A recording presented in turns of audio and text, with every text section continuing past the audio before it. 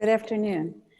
My name is Mary Sabatino from Galerie Lelong, and I'd like to welcome you to the second conversation in our series, Galerie Lelong Dialogues. Over the next several months, this conversation series will explore topics related to our artists' areas of interest, including socio-political issues and community engagement. We'll be opening discussions with artists, curators, and thought leaders. Kicking off Women's Histories Month, our conversation today is titled Expanding the Legacy of Mildred Thompson and is held on the occasion of Mildred's exhibition with us, Throughlines, Assemblages and Works on Paper from the 1960s to the 1990s, currently on view at Galerie Lelong and visible in the film you're seeing now. It is our second solo exhibition of works by Mildred Thompson, and it is a selected survey of her sculptural practice over 4 decades. I would like to introduce our moderator, an old dear friend and colleague, Melissa Messina, where we bonded at the Sackler Center many years ago when you were curator there, before she invites our guest speakers. Melissa is an independent curator, curatorial advisor, and curator of the Mildred Thompson Estate. Also former student of Mildred Thompson. For over 15 years, her exhibitions, her site-responsive projects, and public programs have been presented in cultural institutions in the United States and abroad. She was recently the co-curator of Mildred Thompson, the Atlanta Years at Spelman College of Art, and Against the Grain at the New Orleans Museum of Art. In 2017, Melissa co-curated Magnetic Fields, Expanding American Abstraction from the 1960s to today, an intergenerational exhibition celebrating abstractions by 21 Black female artists, including Mildred Thompson, that toured from the Kemper Museum in Kansas City to the National Museum of Women in the Arts. So thank you all for joining us, and I cede the space to Melissa. Mary, thank you so much for that lovely introduction and for sharing the Lelong Dialogues platform with me and our esteemed panelists today. It really, really means a great deal to me to have this platform. Galerie Lelong and Mary Sabatino have been champions of female artists. They've been node stars for all of us in the field. Mary is a personal inspiration and has been a mentor to me. So it's really wonderful that we're given this space to be able to talk to A'Driane and Lauren and Mia today about their incredible work. And of course, my favorite topic, Mildred Thompson. So thank you to our audience. Thank you to Galerie Lelong, and certainly thank you to our panelists who are here today and generously giving their time and sharing their experiences with us. I do want to take a brief moment to introduce our 3 panelists. I'm going to really condense their biographies because I find that it's much more interesting to hear about them from them rather than my reading a list of their accolades. But as a means of introduction, I'm going to start with A'Driane Nieves, who is an artist, activist, writer, speaker, U.S. Air Force veteran, and mental health advocate. Her paintings can be found in public institutions and private collections in the US, Canada, and Australia. She is the founder of the Tessera Arts Collective, a non-profit serving women identifying and non-binary abstract artists of color. She is also the founder of Abstractions magazine, a digital and biannual print publication offering in-depth profiles of women and non-binary artists of color creating abstract works, alongside essays and editorials on abstraction in modern art from curators, collectors, and critics of color. Thank you, A'Driane, for being with us today. Next up, we have Lauren Harris, is a fine arts management professional, independent curator, and creative director from Atlanta, Georgia. She earned her BFA in graphic design and art history from Howard University and an MA in creative business leadership from SCAD, Savannah College of Art and Design. Harris worked as the manager and curator of the Zuccotti Gallery, a Black-owned fine art gallery exhibiting the work of notable Black artists in Atlanta, Georgia. She continues to work with artists and collectors as a manager and consultant. She currently works with the Atlanta University Center Art History and Cultural Studies Collective, a program that prepares undergraduates for careers in the visual arts. Thank you, Lauren, for being with us. And Daricia Mia DeMarr attended Clark Atlanta University, earned a BA in art history from Georgia State University, and a master's degree in visual arts administration from New York University, where she was the assistant director of the NYU Kimmel Center Galleries. In 2015, she curated the exhibition Respectfully Yours at the Queens Museum, the Belova Center, with legendary street artist Lady Pink. DeMarr was a member of the public art program at Hartsfield-Jackson Atlanta International Airport and continues to advocate for art in public spaces. Under her consultancy, Pi Arts Project, DeMarr has worked with galleries, dealers, and private clients, and has curated exhibitions in New York, Miami, and Atlanta. She currently manages Peg Alston Fine Arts Gallery and Private Collection in New York. Thank you, Mia, for being with us today. So ladies, that was a very, very abridged version of all of the wonderful things that you are doing. So I would like to take this opportunity for you to share with us some of the organizations that I've described that you all are running and have started. A'Driane, maybe I'll start with you if you don't mind. Could you tell us a little bit about Tessera Art Collective and Abstractions magazine? Sure. Thank you so much for that lovely introduction and for having me. So I'm a self-taught visual artist. I've started painting in 2012 under the direction of my therapist to try to find something constructive to do. So that was my introduction to visual art. And over the course of the years, as I've pursued my own career, I have really wanted to find other ways to help other artists like myself. I have a background in mental health advocacy where I focused a lot on creating space for other women of color who are navigating mental illness. And so I've kind of taken that and I've translated that into my passion for art and for serving artists. And so Tessera Arts Collective, that's pretty much what we're focused on. We're focused on supporting and elevating the work and practices of women and non-binary artists who are working in abstraction. That's pretty much our passion project. That's what's at the core of our mission, and all the projects that we do pretty much center around that. We want to make sure that these artists have an opportunity to exhibit their work, talk about their work, that we can pay them for their work through different collaborations and projects, and that we can also educate the public about their work and help people engage with abstraction in new ways, especially communities of color. We want to help facilitate new connections and people's understanding of abstraction. So that's pretty much what we focus on. And the magazine Abstractions is really an extension of that. And I am really big on Black and Brown women artists being able to control the narratives around their work, aside from just critics and other professionals. So at its core, Abstractions is really a way for these artists to be able to do that. So. Wonderful. And where is Tessera located? Where do you have a main hub? Are you virtual? Are you both? Well, originally we ran a gallery for about 2 years in Philadelphia, in North Philadelphia, where my family is originally from. So it was kind of like coming home a little bit to do some of that work. But in the midst of the pandemic last summer, we closed the gallery and we have pivoted towards doing more virtual stuff. And our main project over the last 7 months has really been the magazine. We currently have a call for art out right now. We're going to be curating a spring exhibition for Gallery 1202 out in Gilroy, California.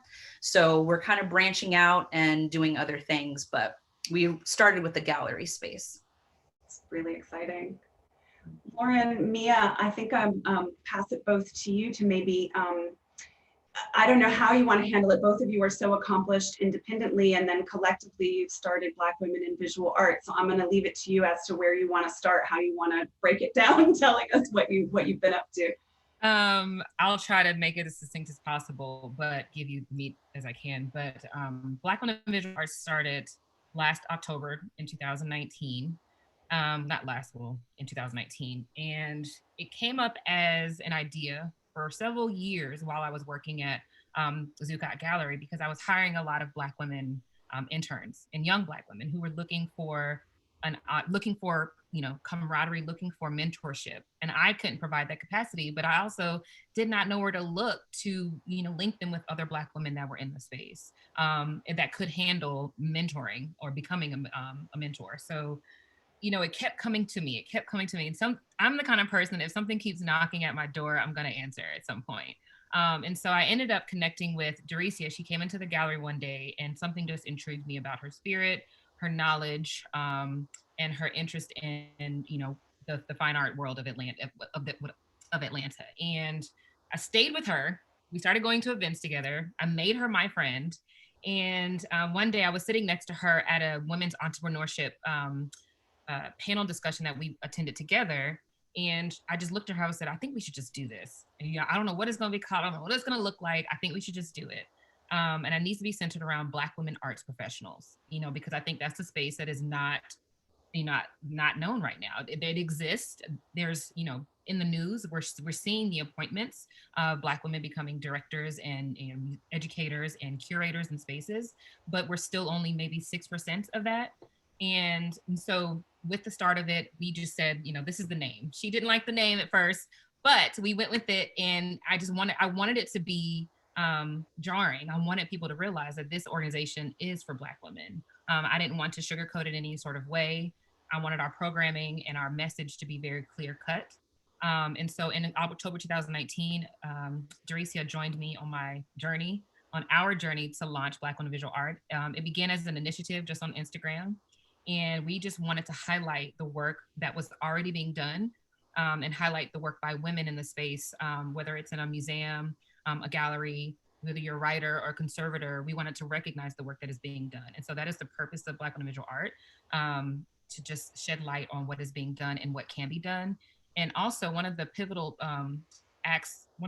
reasons to why I launched it is because there was an issue with I think it was the Brooklyn Museum hired a white curator for African art.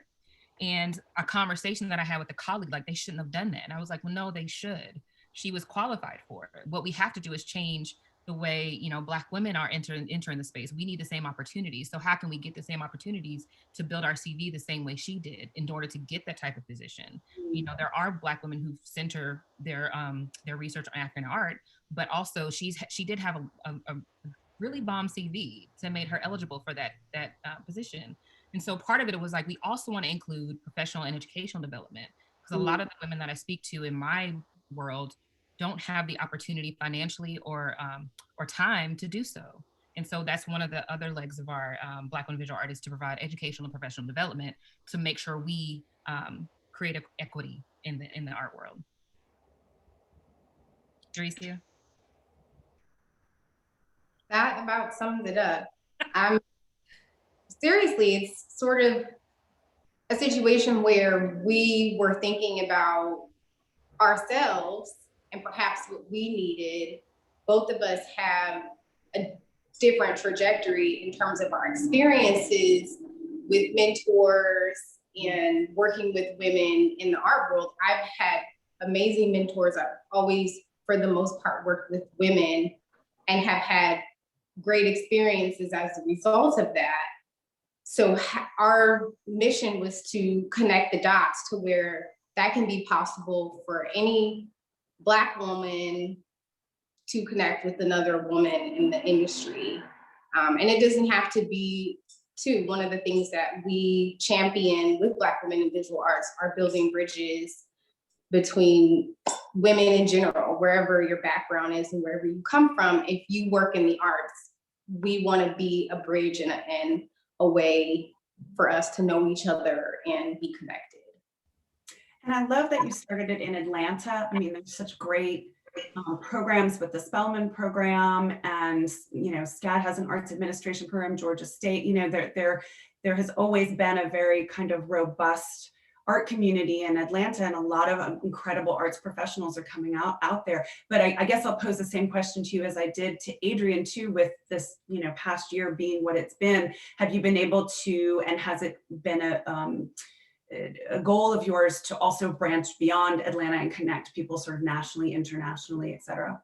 Yes, that is a goal. I mean, I have colleagues that are in LA, that are in Chicago, DC, New York, that are saying, how can we make this a hub in these different cities? But that's something that we're, going to grow into, I believe. I think once we build out our programming, because essentially we're still new and we're under 2 years as an organization.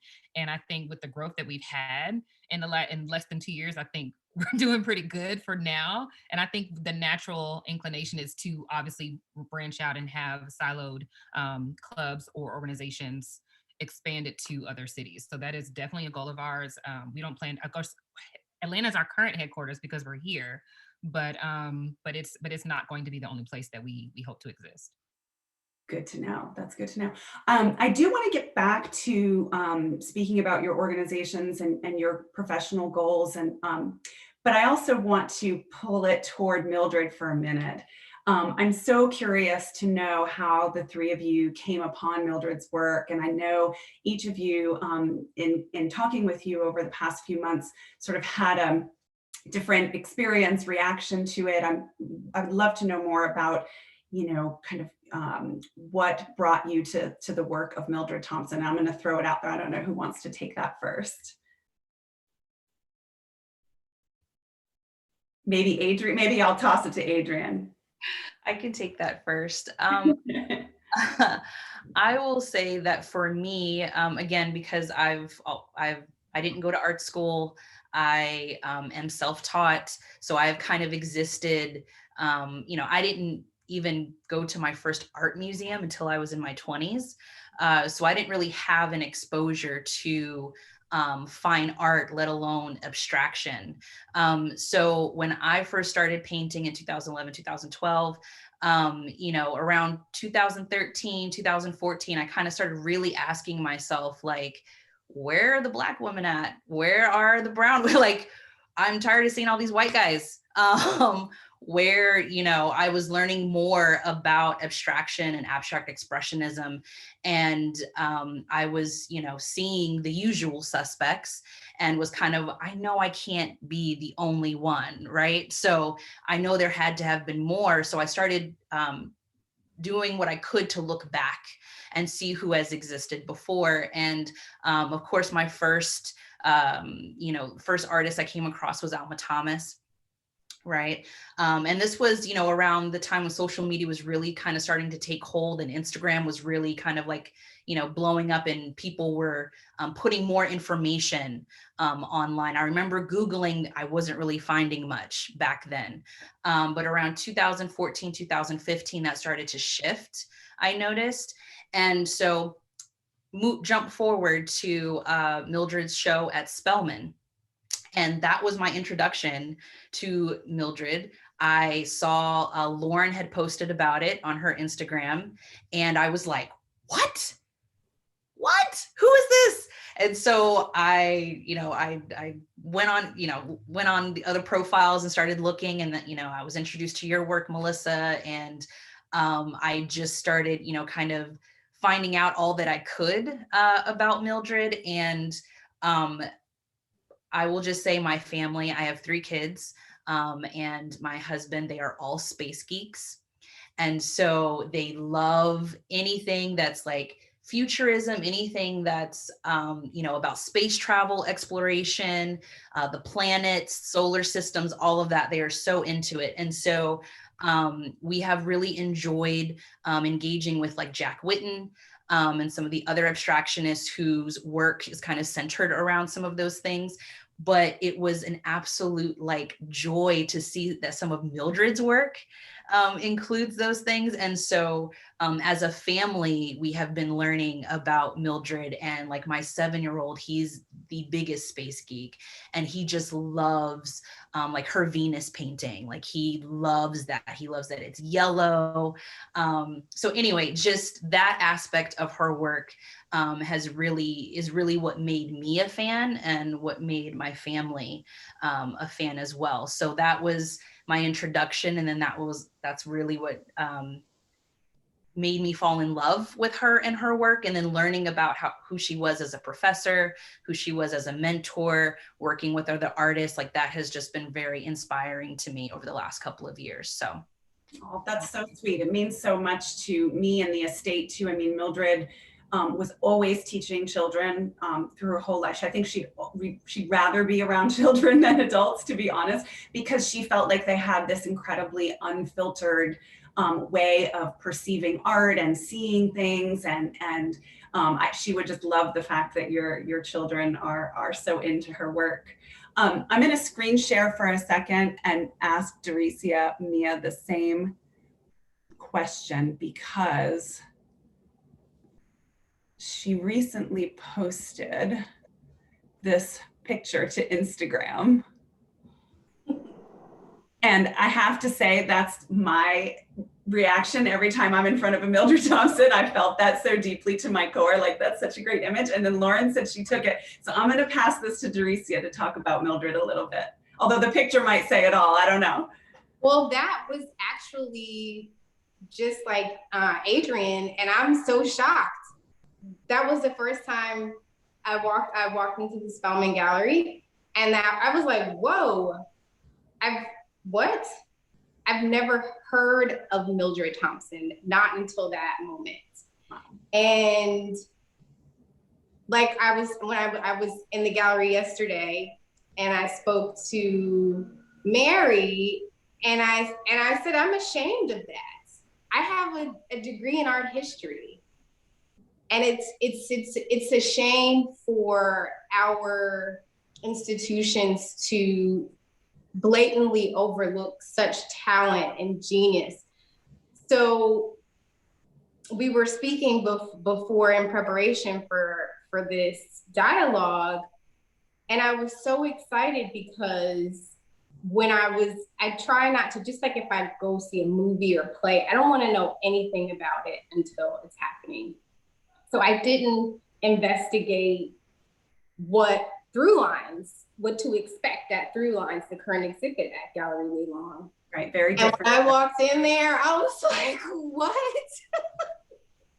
I had no idea of the scope of the work that she produced in her lifetime. So basically, from when I was first introduced at the Spelman Museum for the Atlanta years to Throughlines, in the Atlanta years, this was the sort of last season of her life. Right. And to go back, and Mary was kind enough to walk me through, and this was the series from Germany in the 60s, and this series from Tampa in the 70s, and I was floored.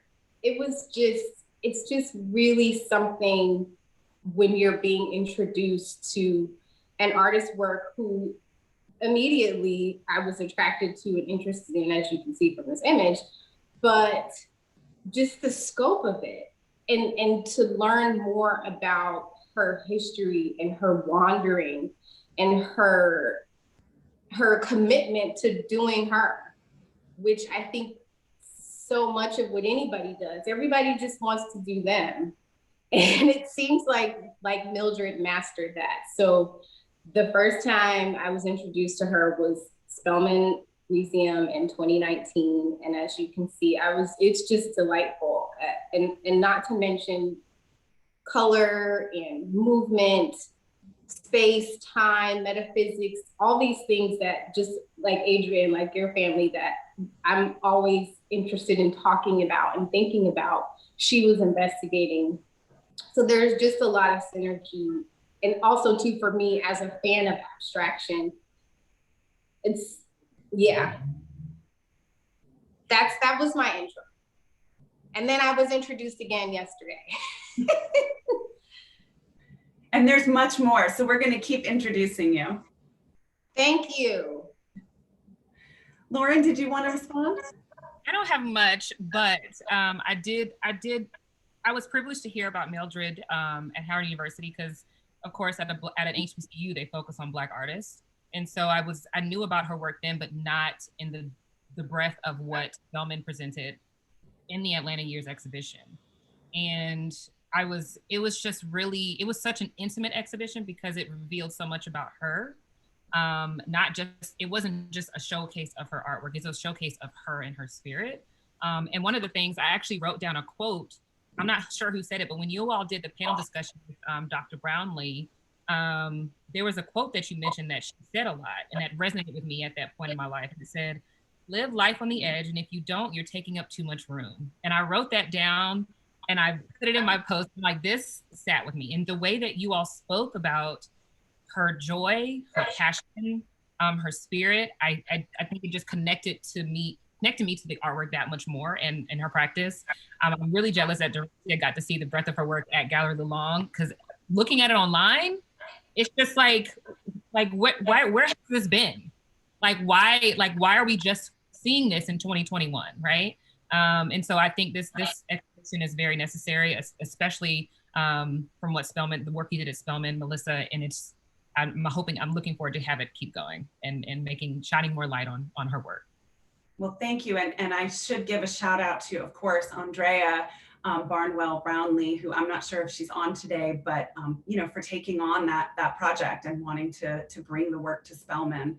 We knew that it would be a really important sort of platform of visibility for her work, and that the next generation of artists and curators and arts professionals, would get the chance to see it. So it sounds like it met its goals.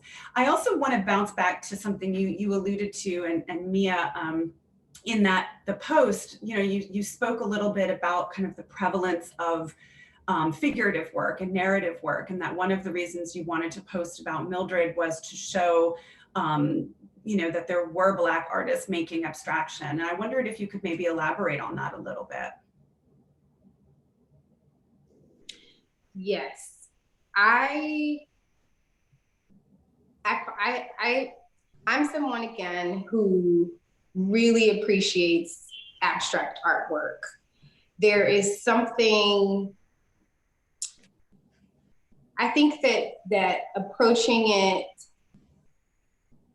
there's something that I think is more, requires, I think, a little bit more work from the viewer to extract meaning.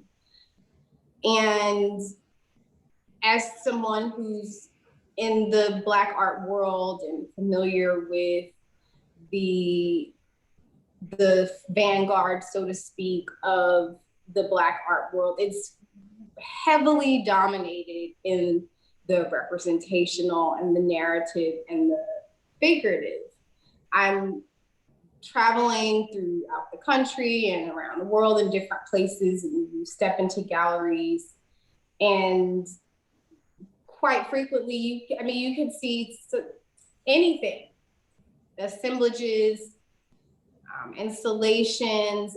Art can be any number of things, but when presented with Black art, there seems to be this sort of foundation in the figurative. So I just appreciate when Black artists in general tap into abstraction. And perhaps there is a history of sort of seeking to be seen. This is something that Mary and I spoke briefly about, because it is a question that I have had in conversations in the art world in general about this great interest in the Black figure. And when you consider racism and sexism and all of these things that plague our society and sort of, I think in a lot of ways, really prevent us from having this sort of like balance across the board, Black artists have wanted to be seen. This is something that I think was mentioned in the catalog for the first show at Galerie Lelong, just the resistance that Mildred felt when she was working in the United States as a Black woman, that I think someone commented and said, well, the work that you're doing isn't Black enough. And it's like, what does that mean? So I just really appreciate artists and Mildred specifically in this moment for moving outside of that, because I think there is pressure. There is pressure for Black artists to produce work that has like some Blackness that is tangible and readable in their work. So I think that kind of takes us to the t-shirt project. And I'm curious how it came about, how you all decided to collaborate on this, and of course with Art Girl Rising, and how you chose, out of so many incredible Black women working in abstraction, how you narrowed it down to 6 that would fit on a shirt. Well, I'll answer the first half because A'Driane can answer the second half. I can talk more about the partnership. Well, Liesel Strauss. She is one of the co-founders of Art Girl Rising. Her and I have a relationship that we've created via Instagram, but she is an international, I think she moved, now she's in Korea. But she connected with me and she was like, Lauren, she has other shirts with other artists. She focuses on female artists. She has one, I've bought several of hers. She has one with Frida, different, Frida with, well, there's a list of them, but usually she has 6 names, right? And she said, Lauren, I'm coming to you because I want you to curate a shirt of just abstraction. Like, we need to just focus on abstraction. I said, I'm happy to, steward this conversation, but I know the expert and I know the person and I know the organization that I want to be a part of this, because Black Women Visual Art is an LLC, and part of this campaign of the shirt is to also, for part of the proceeds, to go to a nonprofit. And I was like, I do not want to receive these funds, but I know an organization that I think deserves it, and that can steward this project. I'm also, A'Driane and I go way back. I'm also on her board for Tessera Arts Collective. So a little bit of nepotism was involved, but hey, why not, right? It's the art world.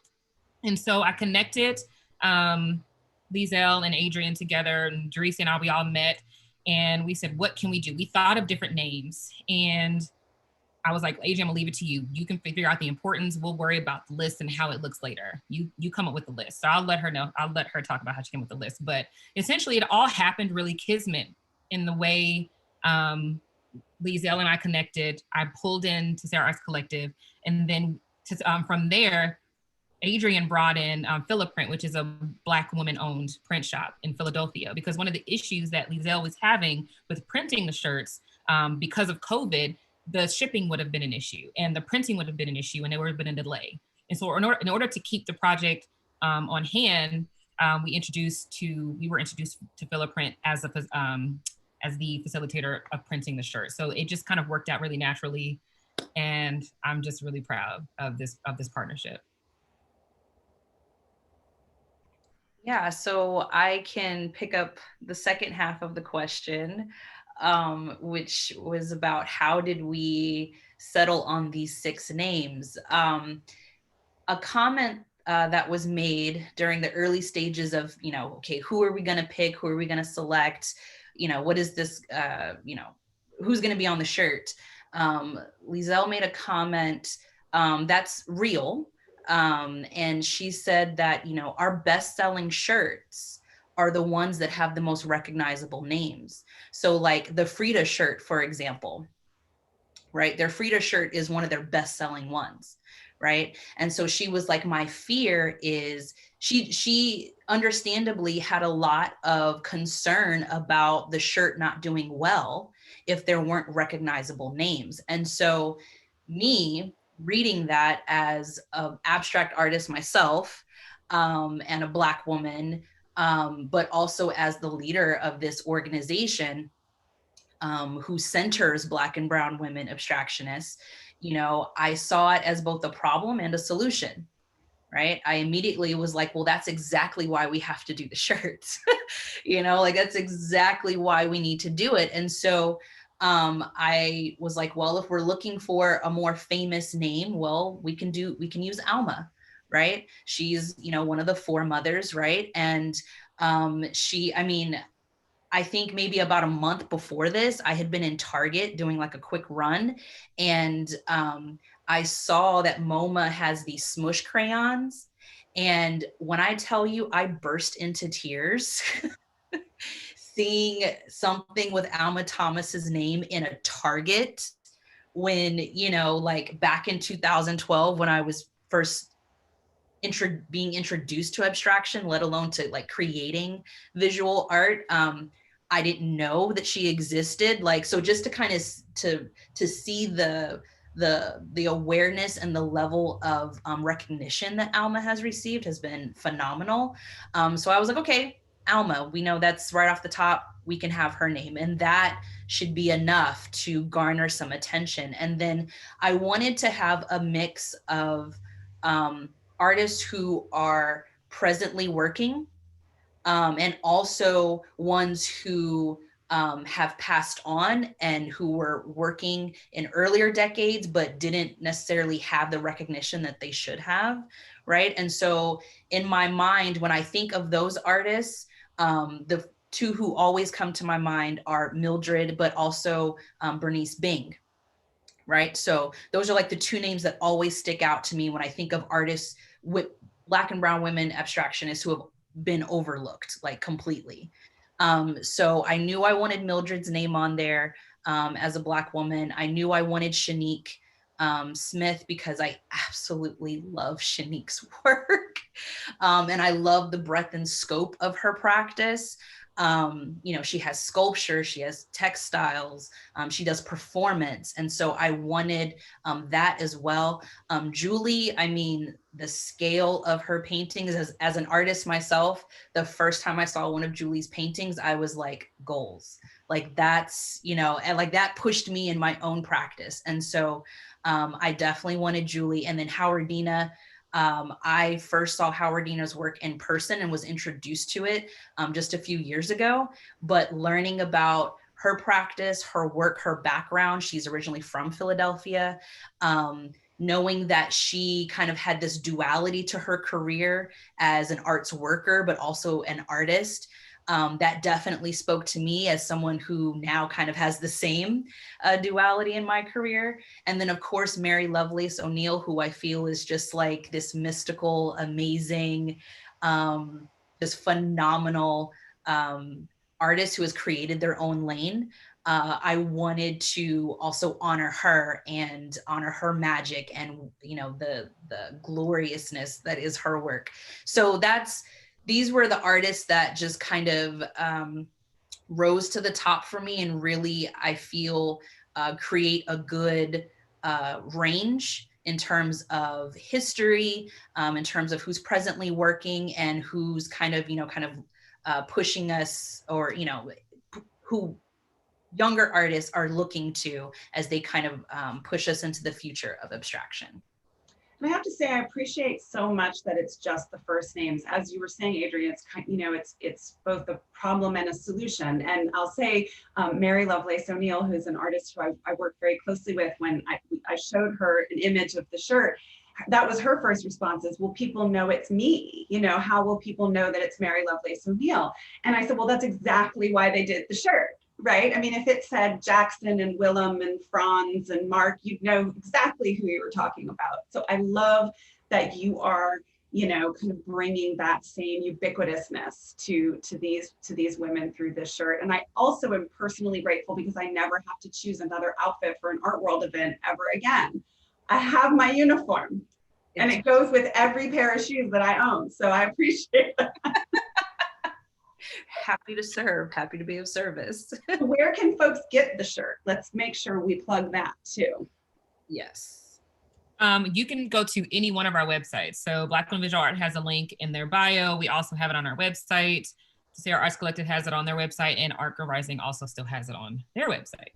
So any one of the three websites from the partnership, you can find it on, and they are still available to purchase. And a percentage of the proceeds goes directly to Tessera Arts Collective. I also believe that the Whitney Museum placed an order. Oh, yeah, they did. The shirt, so you might see it in the Whitney gift shop, hopefully very soon. I think there was 50 orders sent to them, so they should have Yeah. visit. Yeah.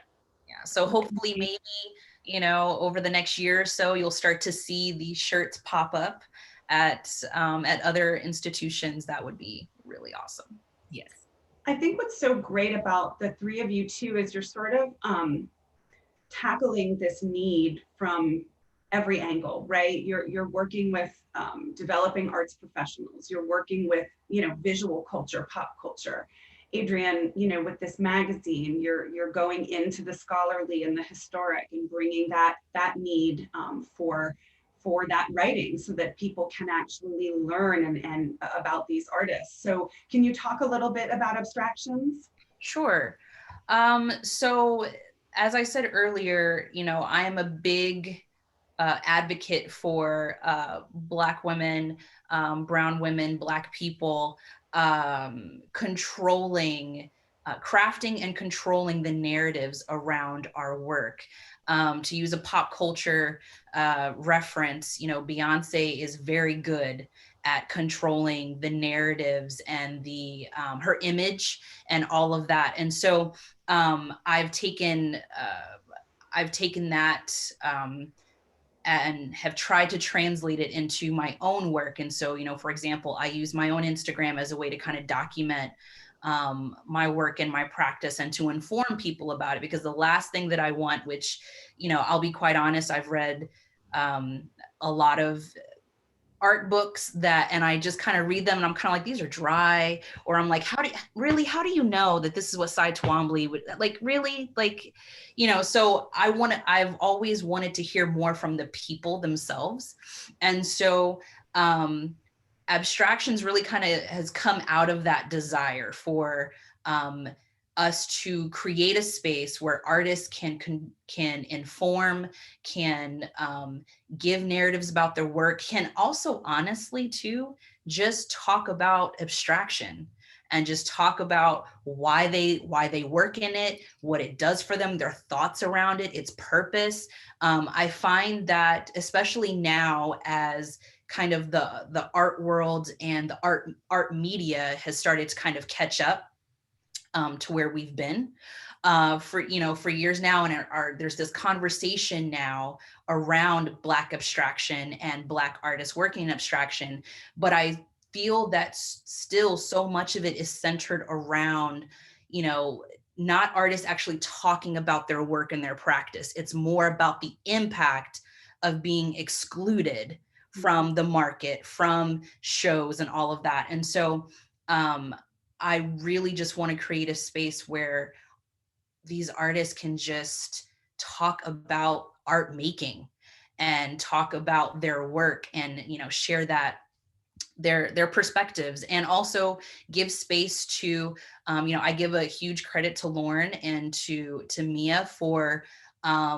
helping me to see and understand that there are arts workers, there are curators, historians, archivists, gallerists who have been stewards for years, right? And who have been doing this very important, necessary work at institutions, in galleries, and in the art world. And so I want to make sure that the magazine gives space for them too, to also talk about their perspectives on abstraction, who, you know, and talk about the canon of abstraction from a very, from a Black and brown lens, right? And I think that's really important.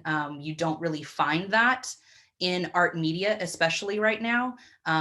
So Abstractions is just kind of Tessera's way of kind of carving out a new lane, and hopefully not the only one. But, you know, we're just trying to shift the conversation. I tend to say that artists are always at the center, but are very rarely ever centered. And this is Tessera's way of trying to shift the center of the conversation around abstraction, because I personally believe that people who look at abstraction as over or tired or whatever, I feel that they just haven't explored the infiniteness that exists for people of color who are working in it. No. I'm very conscious of the time all of a sudden, and I want to make sure I open this up to Q&A. There are a couple of questions, so I'll just mention to our audience, if you want to submit some questions, go ahead and do that now. I did want to, as those are kind of trickling in, kind of piggyback on what you just said, A'Driane, and throw to sort of Lauren and Mia, maybe rather a large question, but do you have thoughts on other gaps that you see, that you all are trying to fill or would like to see filled? What progress do you see being made, or lack thereof, that you're trying to sort of challenge and champion around female artists, Black female artists working in abstraction, in all of the things that you're kind of aspects that you're chewing on?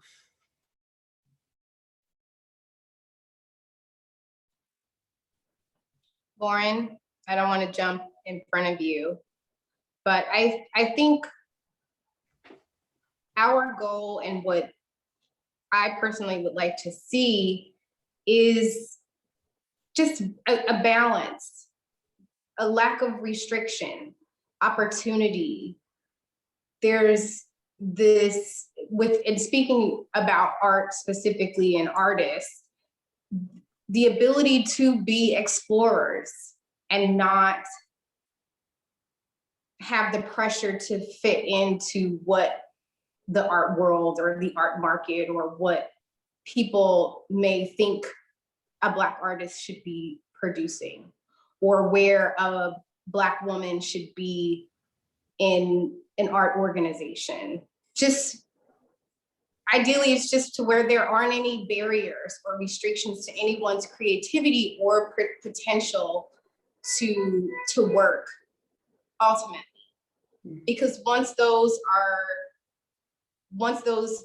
restrictions don't exist, the possibilities are endless. Lauren, do you want to chime in before I turn it over? I mean, that's a tough act to follow. I mean, no, she says it all gracefully, but it's just the same sentiment that I think that, working in a Black gallery and seeing how hard it was to push abstract out the door, to get it sold to collectors, I can't relate to it.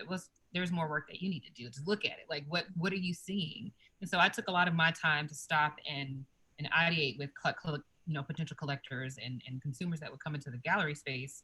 But essentially it was just, they felt like they couldn't connect because, one, there's, the market is inundated with figurative and representational artwork when it comes to Black, artists. So, I think there's just equating, abstraction for all makers of any background, I think would just be definitely the goal and the idea. Yeah, and I see a question here that's asking for us to speak a bit more about Mildred Thompson and her methods, her content. So I might just kind of piggyback that I don't want to take away from you all, but to kind of jump on what you just said, all of you just said, is I think it's also that exposure. Like you said, A'Driane, it's like people were not right. These artists, as Valerie Cassell Oliver so beautifully says, have been hiding in plain sight. This is not discovery. They've been working all along. They just hadn't been given the attention that their white male counterparts, or in some cases even their Black figurative counterparts were getting. So someone like Mildred, to try to answer Jerry Thomas's question without overshadowing our panelists, but just to say that, Mildred really felt like abstraction was as legitimate a language as any other for an artist to express themselves, and that, she was both Black and a woman, and was not interested in extracting her biography from the work, but her biography was not what she wanted the focus of her work to be about, that was embedded in it because she herself as a Black female artist was making the work. And that in and of itself was a political statement, was a biographical statement, was an art historical statement. And so, for her, she was looking more towards scientific advancements and looking at the ways in which patterns in nature and phenomenology in nature kind of combined to create this incredible visual language that could be sort of interpreted and perceived as an abstract language. So I wanted to just try to address one of our audience's questions, and again, kind of piggyback on what you're saying, that that there were a number of artists and continue to be a number of artists, from Alma Thomas to Shinique and Julie, who are adapting, adopting, pushing abstraction to all new heights and limits based on their experience in the world, Another question. I love the comment about Mildred's appreciation of children, their unfiltered way of seeing. How do we encourage this among adults who gravitate toward figurative art, but may be intimidated by abstraction? Great question. I don't know which one of you might want to take that one. I just wanted to jump in and say too, and in response to that question also, that there is a degree of education that's involved when talking about art, when speaking about art history and precedents, and feeling, because it seems like with abstract art, there's so much emotion involved. I've read about abstract artists who were impacted by music and jazz, and like Mildred, for example, science and metaphysics. Helma of Clint, another wonderful female abstract artist, amazing with speaking to the metaphysical and non-physical realms. It's definitely, there are stories to be told. And for anyone, my background with regard to education and research is on art education. And I wholly believe that you can use art to teach about anything.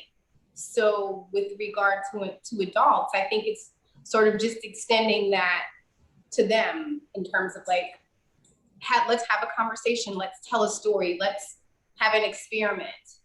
I don't know how much of that you can do just sort of stepping into a gallery space, but there's just a lot of dialogue that can come from looking at a work of art that doesn't have this distinct narrative.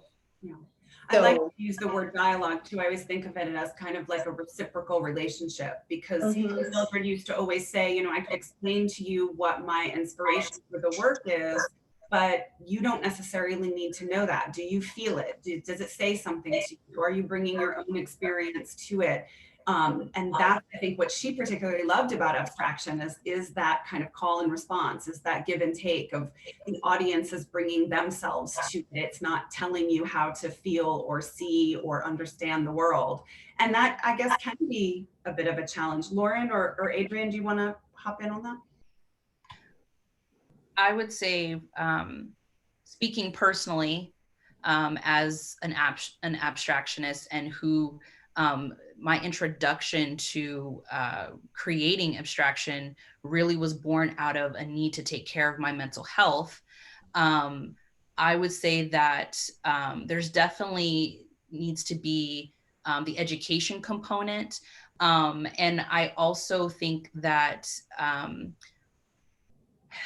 there also needs to be a greater understanding of abstraction's role and like its purpose and what it can be used for, right?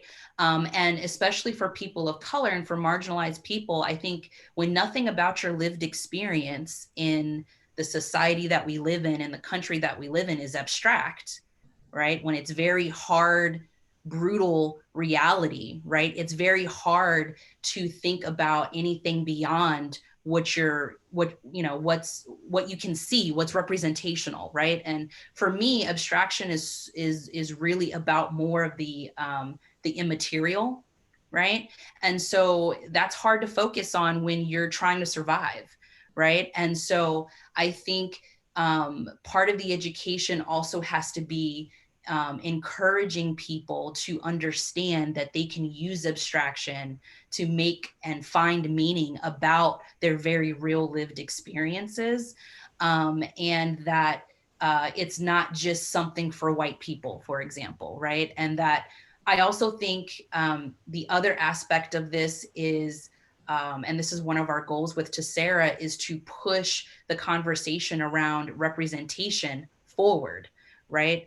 Something that I really enjoy about Amy Sherald's work, for example, even though I'm not a huge figurative personally, like I'm more drawn towards abstraction, is that, you know, she doesn't paint us as, you know, our skin tones, right? Like the skin tones they're not brown, right? And so I see that as a way to challenge us to think beyond physical representation and to think beyond the white gaze and think beyond what or how we are perceived by other people. And so abstraction, I think, can be a very powerful tool for that.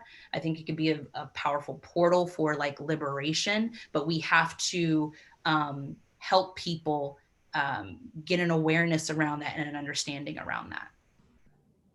Beautiful. There's one last question, and we're also running out of time. I need to toss this back to Mary for closing remarks, but very quickly, if anything pops in your head, just because I want to honor the questions that came in.